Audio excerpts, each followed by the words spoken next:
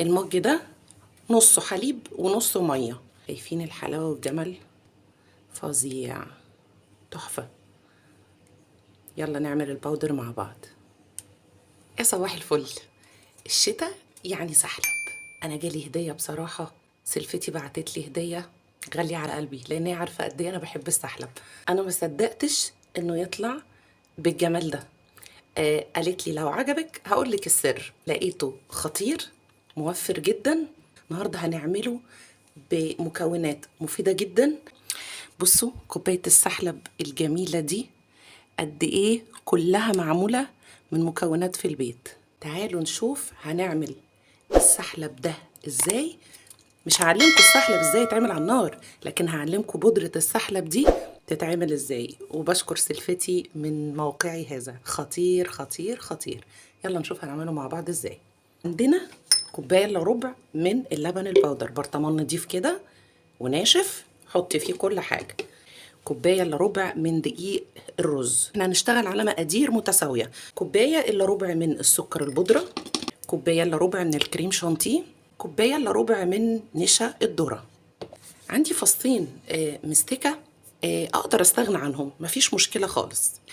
هنطحنهم كويس جدا بمعلقه سكر ونحطهم في البرطمان. عندي بقى كوبايه كبيره متشكله تشكيله جميله قوي، تعالى اوريها لكم.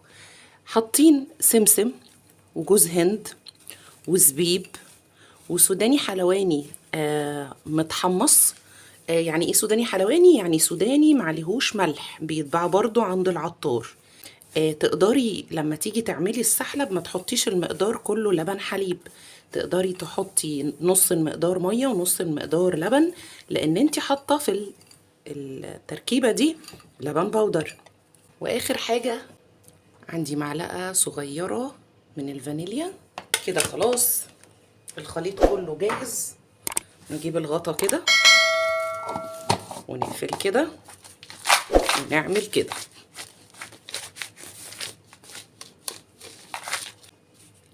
حابه اوريكم بقى الخليط بعد ما اتقلب. شايفين السحلب بقى فيه كل حاجه، سوداني وسمسم وجوز هند وفانيليا وكل حاجه، كل حاجه موجوده فيه. استحاله حد يشربه عندك ويعني الا لما يسالك انت جايبه السحلب ده منين. بجد خطير. يا رب الوصفه تكون سهله عليكم وتجربوها وتعجبكم ان شاء الله، وانا واثقه انها هتعجبكم. لو الفيديو عجبكم نعمل شير ولايك، وتابعوني على قناه اليوتيوب وصفحه الفيسبوك للشيف شيماء ممدوح، واشوفكم في وصفه جديده قريب ان شاء الله.